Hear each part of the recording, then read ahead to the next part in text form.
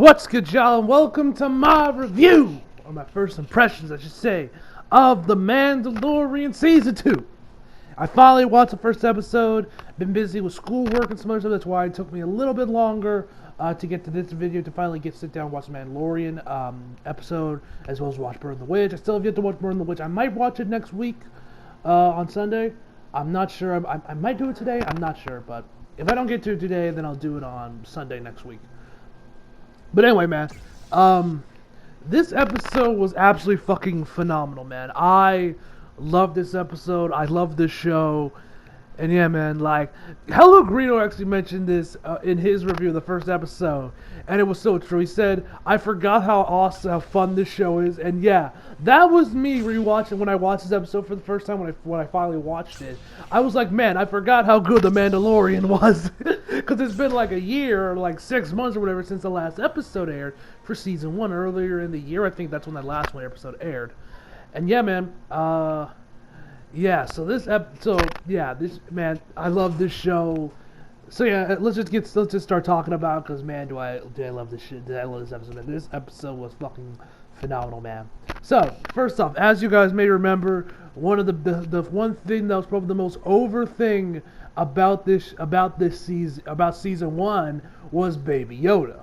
We all know that he was probably like the most over thing when Season 1 was airing, and that continues here. Baby Yoda is once again entertaining as hell. I love Baby Yoda, and I'm really curious on how Season 2 is going to play out, because we know what the overarching story with this Season 1.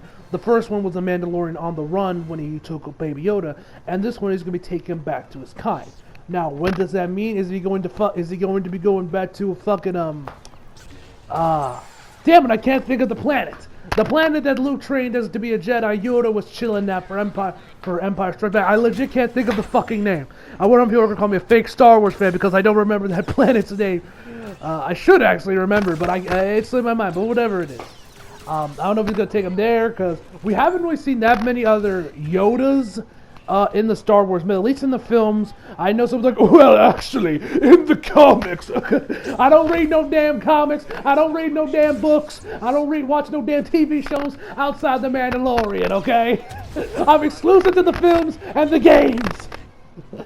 And, of course, the show. But, yeah, man, I'm really curious what that's going to go on, and Baby Yoda, once again, was amazing. Of course, Mando being back, he is entertaining as always. I love watching The Mandalorian. The music was once again absolutely phenomenal, man. I love that. I love the Mandalorian theme, man. When he starts playing, when it starts playing, man, it's good shit. Like, that is the theme I want if I was to walk in a room. Would be the Mandalorian's theme. That's just, it's so fucking badass, man.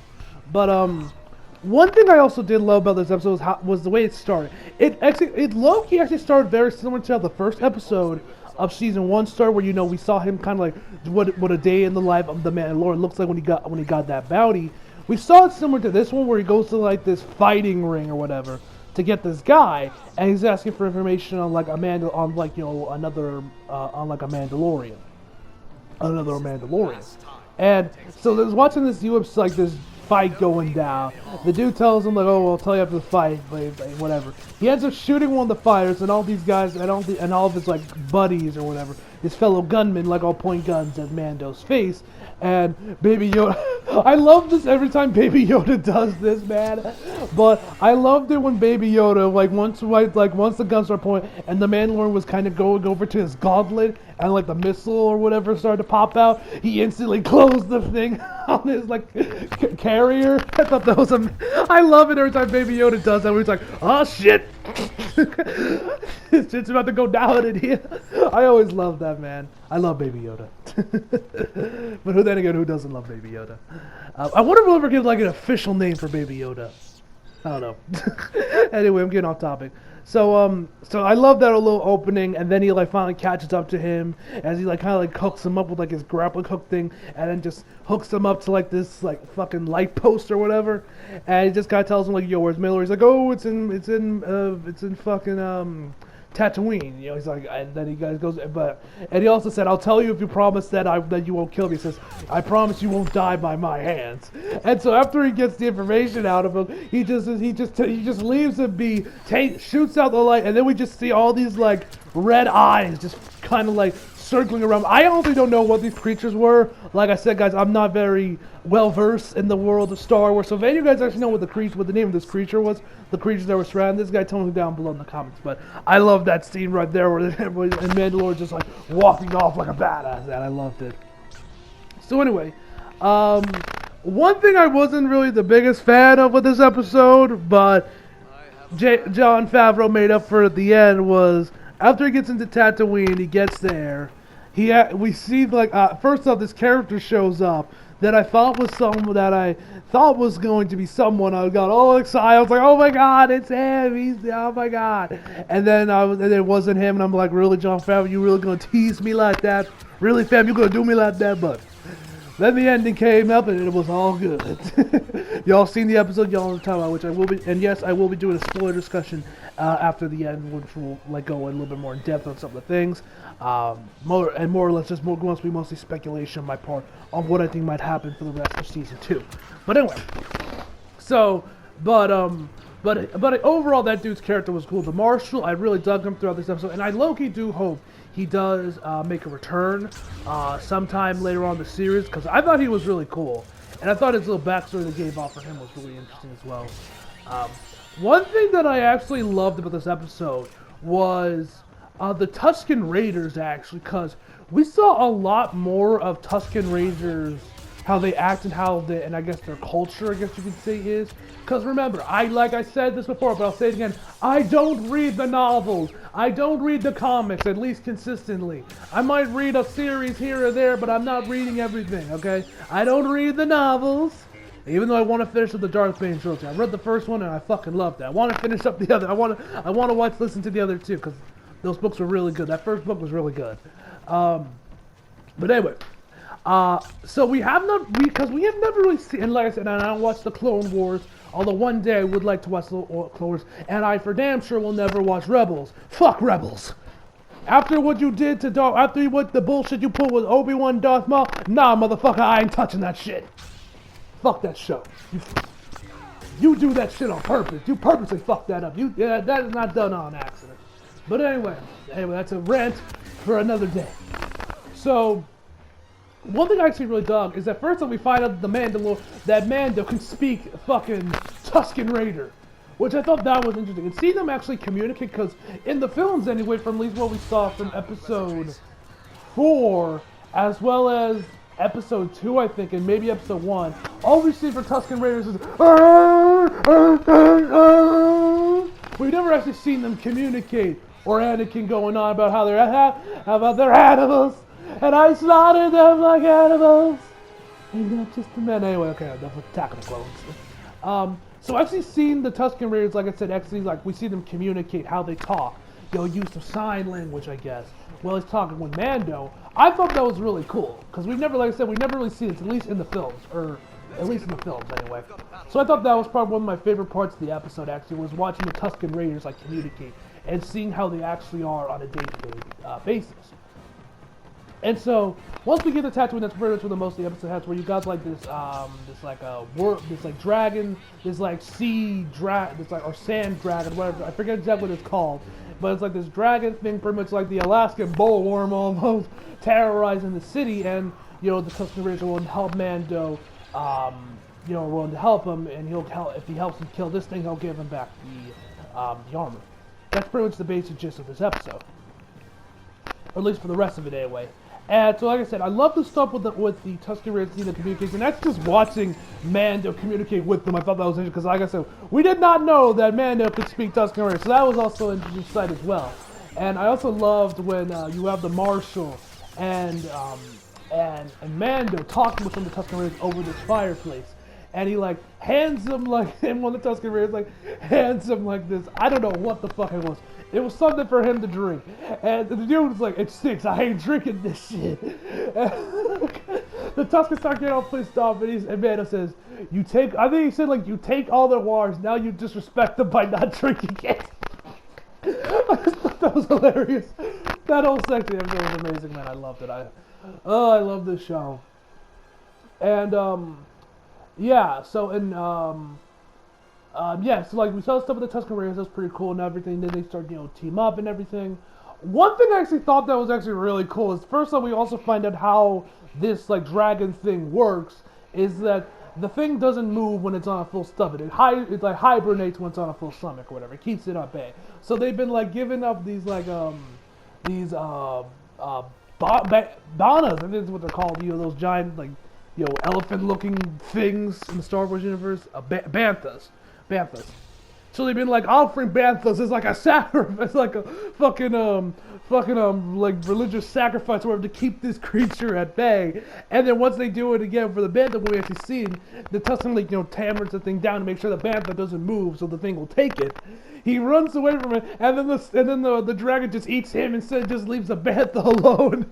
I thought that was hilarious, but one thing I actually loved it once we actually got to the final action set piece where you got the Tusken Raiders and you got the villagers from that village along with Mando and the Marshal all teaming up. Is that you actually saw the one thing I always loved it when movies did this because I love this because right here once the dragon starts to come after them, you see the aspect ratio like slowly go up and up till it fills the entire screen. And I don't know if they used IMAX cameras for this because definitely you could tell the difference that they were using different cameras for this scene, not just from the aspect ratio, just from the detail. At least from what I saw. I don't know if they were using IMAX cameras or not, but I think they might have.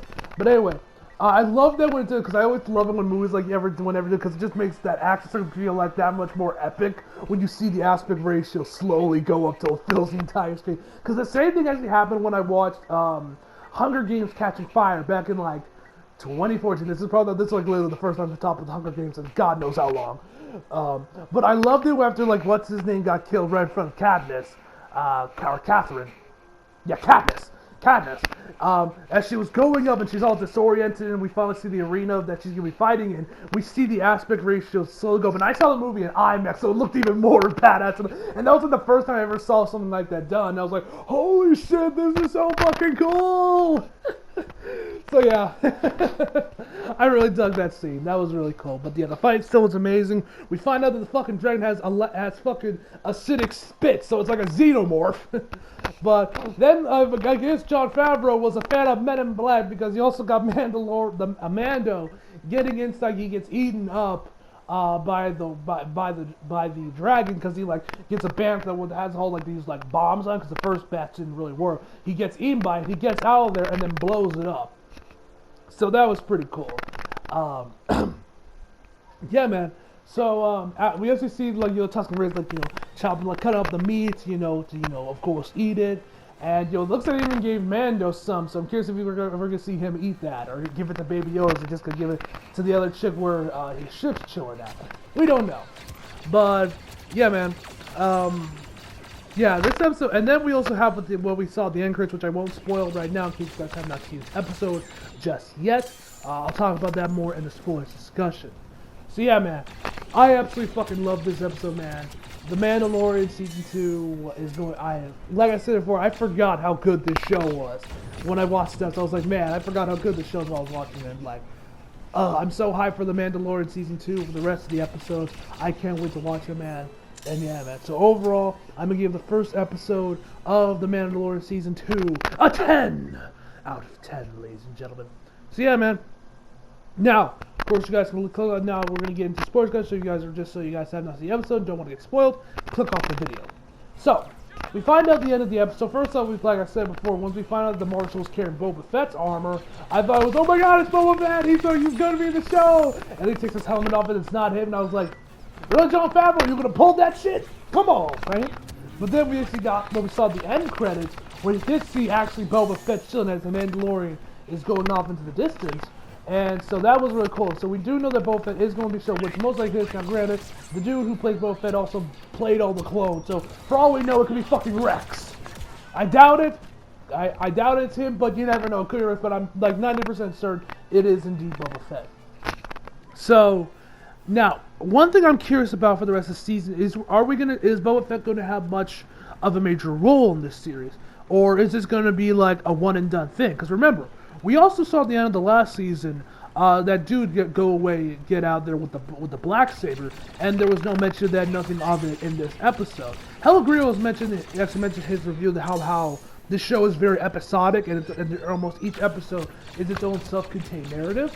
So this could be the only time we see Boba Fett in season 2, and the novels and comic books obviously continue on forward from where this left off. But I don't think they're going to do that. I do have a feeling that we're probably going to see him come back at least sometime later on the series. I don't know when, but I'm really curious on where that's going to go, because I love Boba Fett. I'm glad to see him. He's back alive once again in the official canon, because he was also brought back alive again in Legends material, but that's now Legends, not canon. So he's once again canonically alive again. So that's great to see. And I had a feeling once we saw the armor that he did get out of the Sarlacc pit eventually, because if I remember correctly, you get slowly digested by the Sarlacc pit for like 500 years, right? Was that what it said in the Return of the Jedi? So unless the Sarlacc decide, you know what, I'm gonna just spit out the man's armor, he got out. So that kind of confirmed that one, at the very least. But yeah, man. For me personally, I don't think that Boba Fett will have much of a huge role. Like, I don't see him becoming a mainstay every episode. Like, I feel this will be the Mandalorian show. This will be him and Baby Yoda and their adventures. But I wouldn't be surprised if we see him maybe occasionally every here now and again. At the very least, I hope we at least see him get his armor back. That's at least what I hope we at least see. Now, that is not the only new character that we know that, or at least character that original character from the older films that, at least from the original trilogy, the prequels or whatever, that is going to make a return in this season. Boba Fett, that was a surprise one.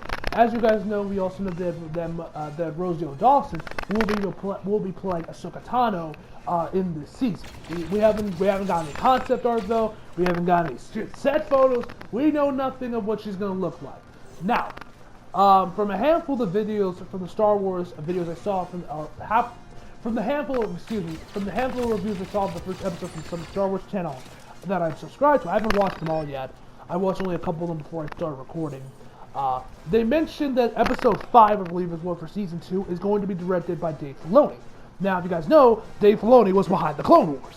So it wouldn't be surprised if that in episode 5 is when we're going to see Ahsoka Tano. So I wouldn't be surprised if we could see her. I also don't think she's going to have much of like this larger role where she's going to be in like every episode. I think she will be like more of a guest over there, making an appearance every so often throughout a couple of episodes.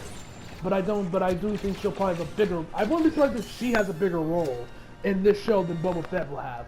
We also know Sasha Banks is going to be in the show, which I'm happy to see the legit boss in Star Wars. I love Sasha Banks, man. We have no idea who she's playing, but I can't wait to see the boss.